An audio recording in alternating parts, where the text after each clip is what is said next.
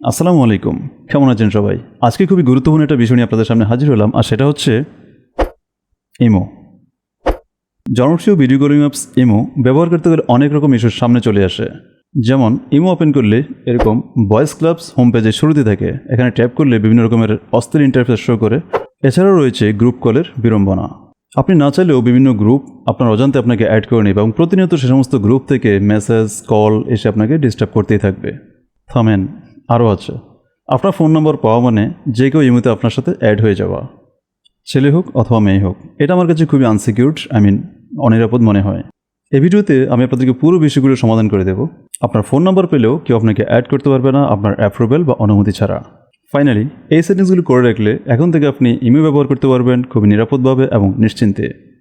So ভিডিওটি save করে রাখুন অথবা শেয়ার করে টাইমলাইনে রেখে দিন, যাতে সেটিংস করার সময় প্রয়োজনে পুনরায় দেখে নিতে পারেন। তো চলুন মূল ভিডিওটি শুরু করি। সর্বপ্রথম যে কাজটি আমরা করব সেটা হচ্ছে ইমো ওপেন করলাম এবং হোমে দেখুন ভয়েস ক্লাব, এটাকে আমরা বন্ধ করব, কারণ এটাতে অনেক আজেবাজে জিনিস শো করে। তো ওপরে বাম দিকে আমার যে প্রোফাইল ফটো আছে এখানে ট্যাপ করছি, এখান থেকে সেটিংস, দেন নোটিফিকেশানস এখানে ট্যাপ করে দিব। এখান থেকে ভয়েস ক্লাব এই অপশনটাতে ট্যাপ করব, দেন অ্যালাউ নোটিফিকেশানস এই সুইচটাকে অফ করে দিব, দেন ব্যাক।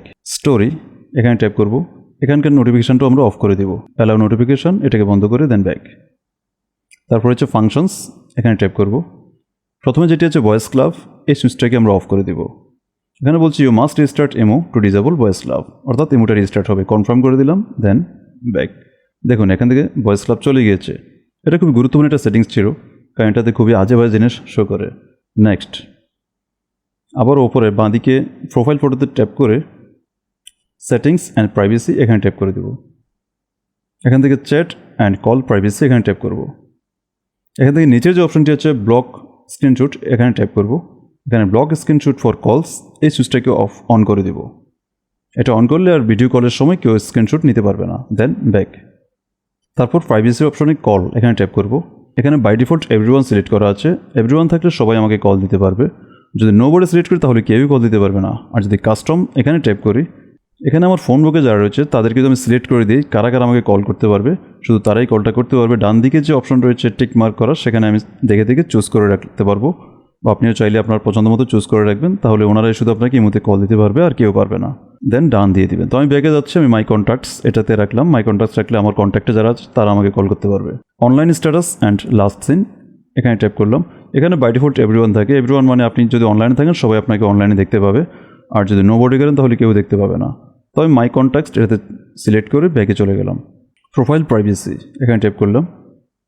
এখান থেকে ব্লক স্ক্রিনশট এই অপশনটাতে ট্যাপ করলাম। এখানে ব্লক স্ক্রিনশট ফর প্রোফাইল এটাতে আমরা ট্যাপ অন করে দিলাম, তাহলে প্রোফাইল থেকে কেউ স্ক্রিনশট নিতে পারবে না। তারপর হচ্ছে লক প্রোফাইল এখানে ট্যাপ করব। এখানে ট্যাপ করে লক প্রোফাইল এই সুইচটাকে জাস্ট অন করে দিব এবং ব্যাক।